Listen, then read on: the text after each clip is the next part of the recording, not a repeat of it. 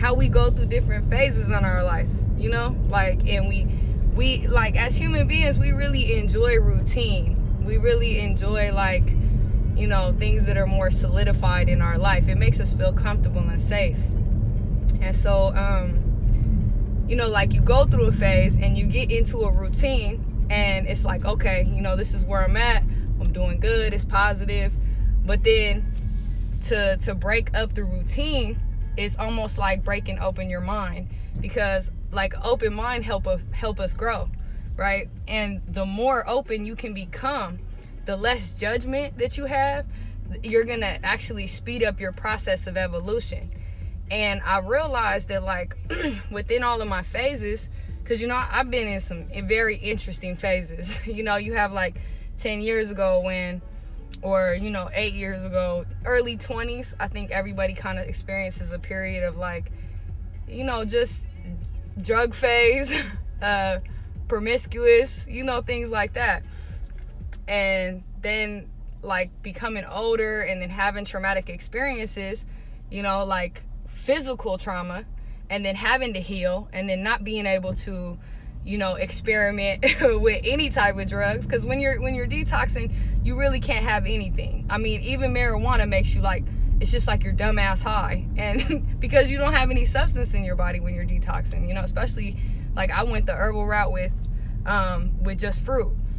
And so to just eat fruit and then to transition into, like, raw vegan is it's like fruitarian, raw vegan. You're so sensitive to everything, but then now, like, years later, because I'm like 3 years in the process at this point, coming out of raw vegan more into vegan, and then to even bust my mind open a little bit more and experiment with eggs or whatever it was, where at one point, the phase I was in, I would have never touched that. And I actually had an opinion about it, where I was like, oh, this causes this in the body, so I'm not gonna touch it. And this vibrates at a certain point, so if I eat it, I'm gonna bring down my vibration. But really, what happens is, like, when we're transitioning, I believe, and we going through these phases, and we start to take care of our physical body, and we start to experience higher levels of energy, and we start to experience a broader perspective, a more open mindset, we are actually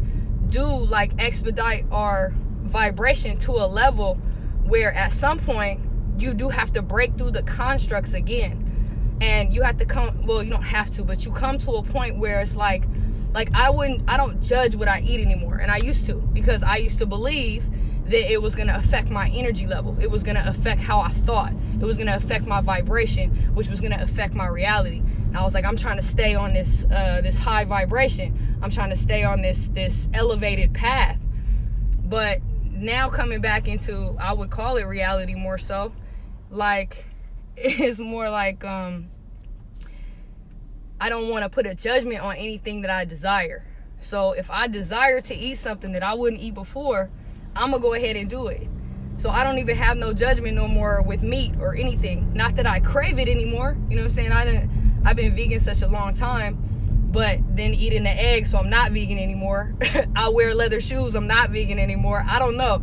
The labeling is really hard to kind of assess, because, there's so many people who are so hardcore about things that it's like, how am I supposed to claim that that's what I am, when I think that it's just more of like a choiceitarian, like whatever I feel like eating, I should just eat, because the body is very intelligent. The body, a lot of the times, especially once you've been cleaned out, your body will crave things because of some type of mineral content in it, or some type of nutrient that you need.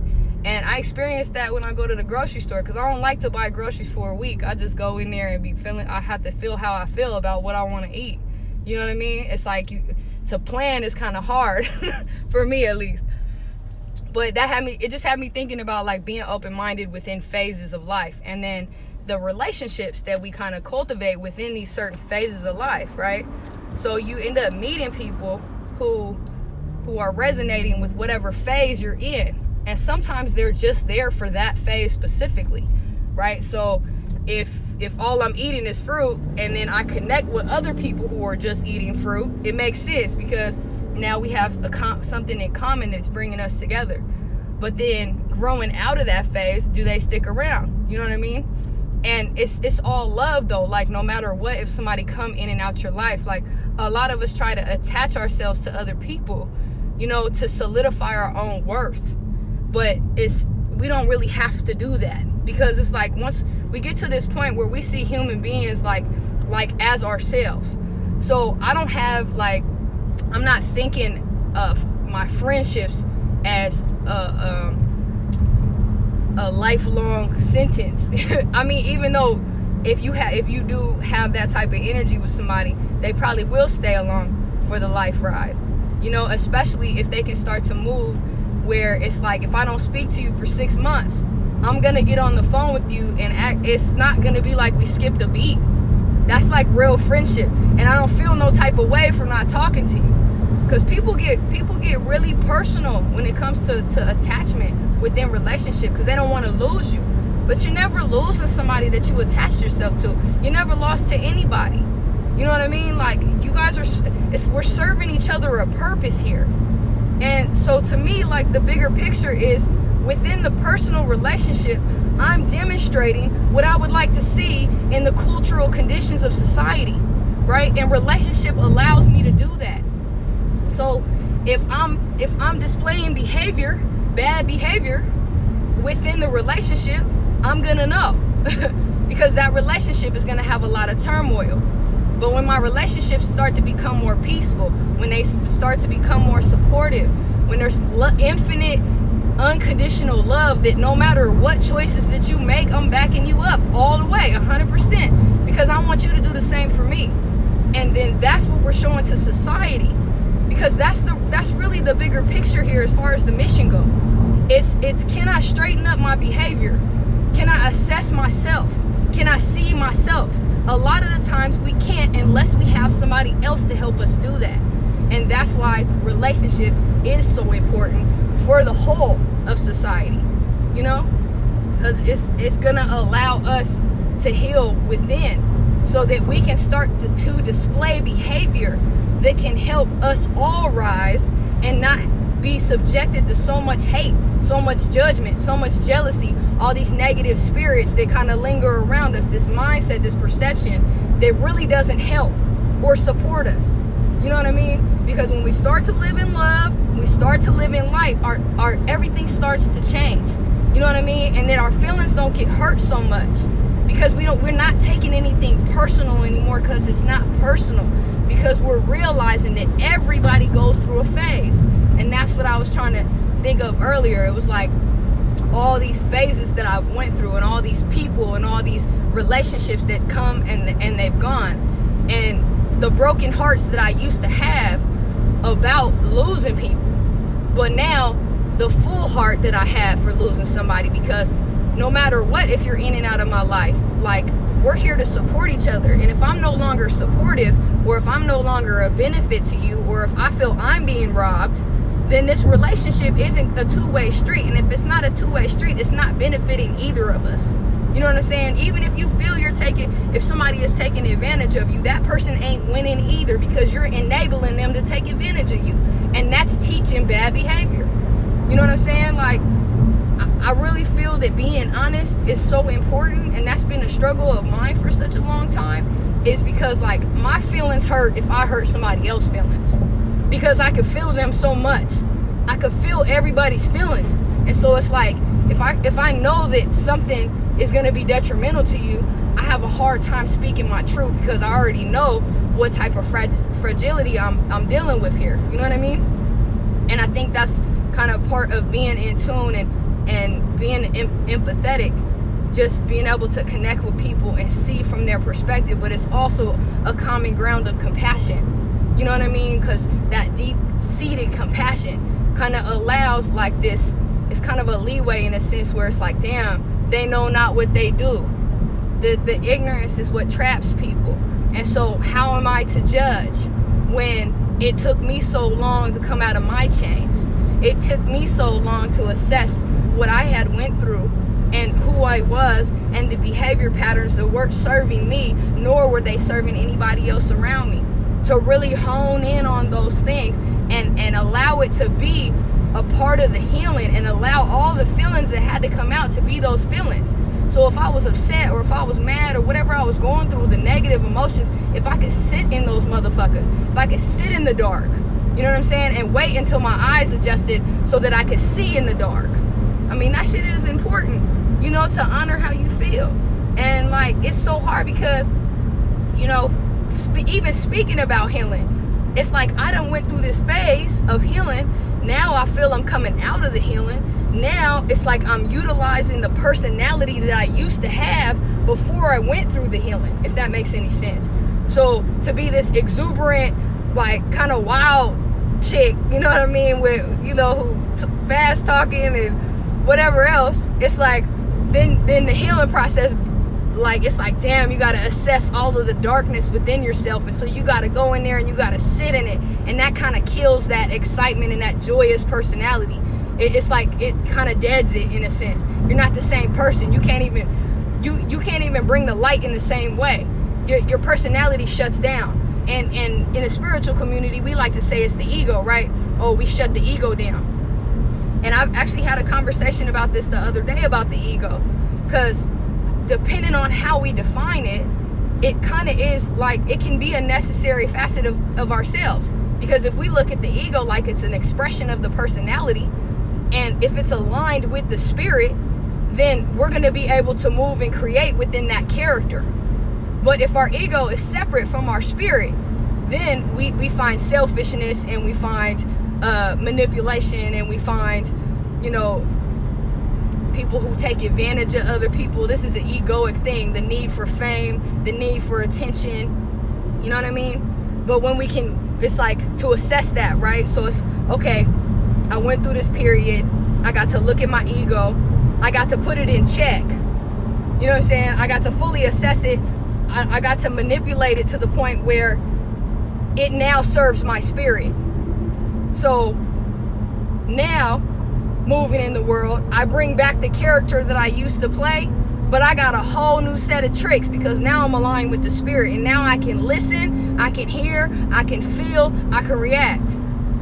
You know what I mean? And I feel so thankful that it's like that roller coaster that you go on, that it's like, okay, cool, I get to come back out of this, right? But now I'm looking at it like, okay, now I get a chance to speak again. I get a chance to express myself and tell my story, so that maybe it can help somebody else, because I didn't have so much help because nobody knew what the fuck I was going through when I was going through it, you know? And it would have been cool, except, I mean, there's definitely teachers that you go to, and books that you go to, and podcasts that you listen to, and YouTubes that you see that do feed and nourish your spirit, and it is sent by spirit for you. And that's what's so beautiful, is like, God always got your back, no matter what you're going through.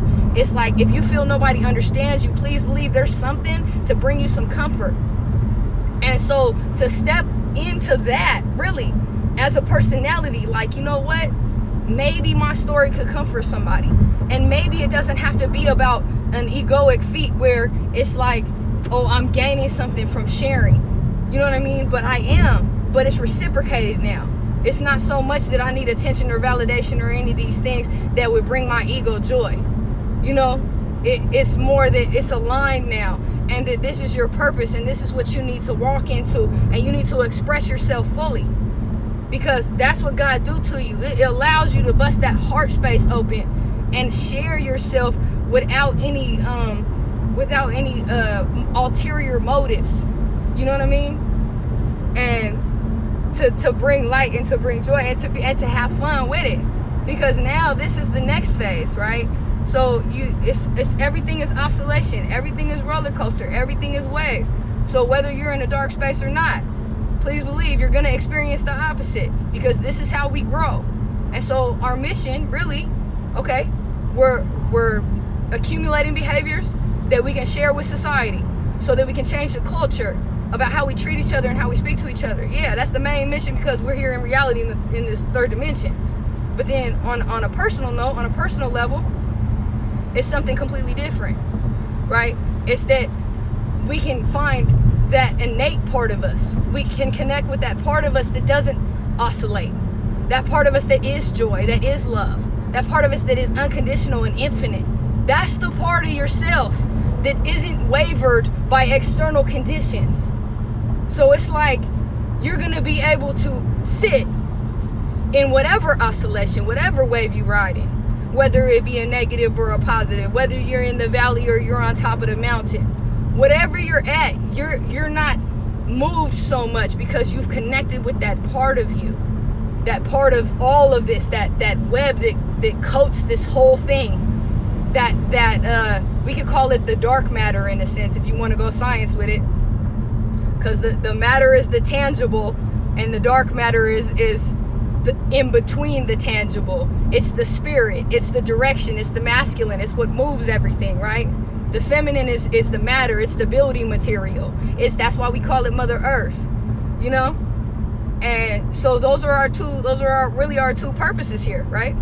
I mean, there's probably more, and especially on an individualized character. You know, you have your own personal destiny that you're fulfilling. But I think on a whole level, when we just look at it more broad, that yeah, that's what we're doing. And that can give us the fuel in the fire. You know what I'm saying? Because sometimes we wonder, what the fuck are we actually doing? What the fuck is this? You know? But when we find purpose in that, okay, you know what? This is my job. Regardless of what my actual job is, regardless of what money pays me, regardless of all these things that make me feel the way they make me feel, regardless of all those things, my job can really be to display behavior that brings me joy, to connect with the joy within the innate part of me, so that all these external conditions no longer have to affect me so heavily. I'm not taking things so personal. And that my mission beyond all of my personal pursuits is the changing of the culture, so that I have something to hand down to the generations after me, so that the wisdom that I give is forever timeless, so that they can pick it up and they can move it forward, because that's what the younger generations do. They take the ideas of the older generations, they refine them, and they reproduce them, right? And so all the generations before us and what we've been taught and how much shame has been in society for our behavioral patterns and all this judgment, now you have these generations that are assessing that. This is our job right now. You know, this is what we're doing. So we're assessing the behavior, because this world isn't going to exist the way that it is right now. It's going to have to die the way that it is right now before it can be reborn, and before the collective can move the rebirth of the earth, you know, of the culture. It's a very important job that we're in. It's a very important time that we're in. And like to really realize all the technology, all of the service that we have, all of the people that we connect to that we would have never connected to before, that you can speak to somebody on the opposite side of the world. You know what type of level, you know what type of thought process this shit is putting us on right now? This is a whole nother level. This shit has never happened in society. This shit is a fucking phenomenon. It's crazy to me when I think about it. You know, like, I have a love-hate with the internet, but I it's like, wow, I can speak to people that I would have probably never met otherwise. It's really beautiful. Anyway, so I was just thinking about that today, just phases and the phases that I've been going through, and like how to speak from certain phases, to draw from previous phases and to integrate it into the present phase. You know, that the story behind actually has something to do with the person who you are right now, but it doesn't define you. You know what I'm saying? Your past and all this judgment, we don't really want to take it with us. We want to just only bring the parts that it's brought light into. You know what I mean? So that we can reproduce the light, so that we can give the light, so that we can receive the light, you know? Okay. And that's it. That's the spiel. Besides that, actually, you know what? I got a funny story. So I kind of got hit on the other day by Napoleon Dynamite. No joke. So I was at the grocery store and my hair was wet. And this guy was like, I was walking in the grocery store. He was walking out. He was like, it was kind of creepy, but you know, you got to learn how to play these things. He was like, did you just get out of the shower? Well, yeah, duh, Sherlock. And he was like, oh, okay.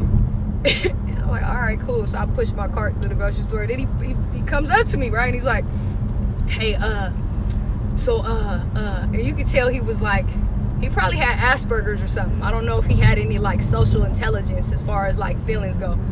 He was like, if you want to take another shower, I live across the street.